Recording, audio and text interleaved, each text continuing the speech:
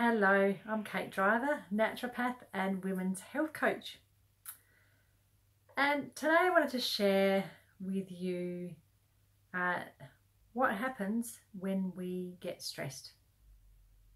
Now, stress can be anything from emotional, physical, environmental, so it can be allergies, exposure to toxins and chemicals, say if you're a hairdresser or a mechanic, or you use a lot of chemicals in your household, cleaning, on your makeup, personal care, hairspray, fly sprays, all of those sort of things.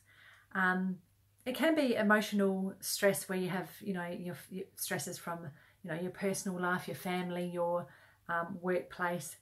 And it can be physical, which can be, a physical demand on your body. Maybe you're not sleeping enough. Maybe you're just working too hard and long hours. That can be, in your work, business, or with your family. So any of these stresses, including, like I said, allergies and things that, or disease states or anything that causes inflammation is causing some sort of stress to your body. All of these things will increase the hormone called cortisol. Now, I wanted to mention cortisol because I'm trying to help women like you with their hormones, and cortisol is one of the things that really influences your hormones and how happy they are.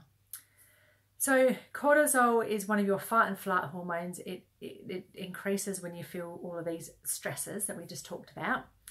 And it also helps us reduce and fight inflammation in the body. And it gets our metabolism going. So we need cortisol to be higher during the day than it is at night time when we produce our sleepy hormone called melatonin. So cortisol is really important to keep in balance. With some people, when this may be you, and I'm sorry if it is, you might feel wired and tired at night time and feel like you can't go to sleep, but you're just exhausted, which is a horrible feeling. I know I've been like that before. Then it means your cortisol doesn't shut down and you can't produce the melatonin to make you feel sleepy and go to sleep. And this is a really unfortunate problem.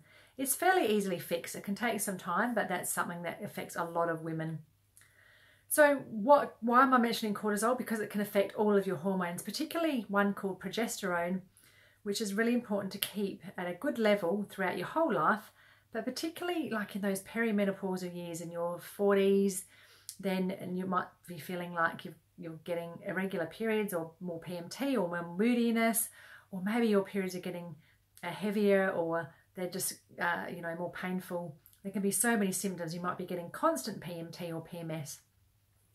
Or more anxiety, then this can be a sign that your progesterone is starting to get lower. And this is really common in your 40s.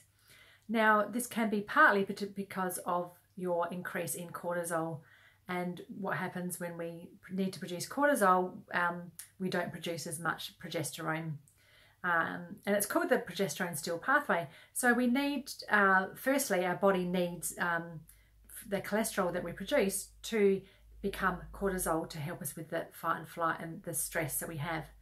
And then so what happens is our progesterone suffers, and it doesn't metabolize. It's not metabolized as properly as it should be because we have less of it, because most of it's being used for all your stress. So and cortisol can cause other problems. It can increase inflammation in your body if you have far too much cortisol. And then it can cause insomnia, that wide and tired feeling that I was mentioning before. And it can cause bone loss as well. So a lot of women get worried about bone loss or, bone mineral density and osteoporosis as we get older. So if you're keeping your cortisol and your acidity levels lower, then this will help counteract that, along with keeping your DHEA levels good, which is a hormone produced from your adrenal glands. And then, high cortisol can cause things like depression and weight gain. It can make us insulin resistant, so we're putting on that middle-age spread that everybody says is normal, which is not, and you don't need to go through this. So look, there's so many other symptoms, but I just thought I'd share with some of them with you because this is such an important thing to actually address. And now we can't control every bit of stress, of course, and I can't and you can't, and it would be unrealistic to say that. But we can actually reduce it to a level. We can help our body adapt to stress more efficiently.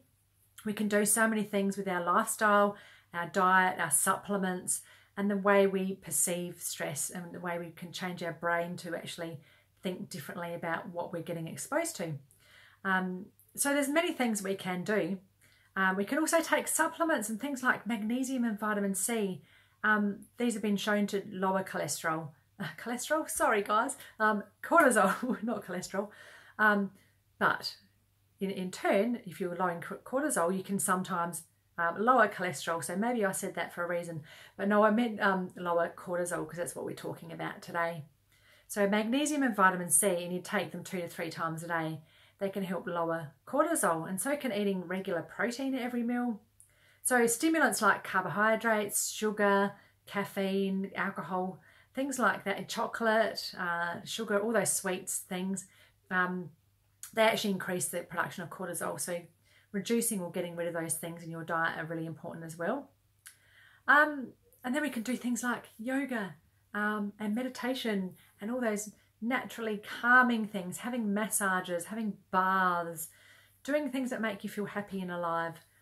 For some people, even exercising, even though exercising increases cortisol while you're doing it, afterwards you're actually getting rid of that excess cortisol that's being distributed through your body, and you're feeling calmer afterwards. So sometimes exercise is a really good thing to do regularly if you're feeling stressed, or if you need to sort of keep it to a minimum, have a better sleep, all that sort of thing.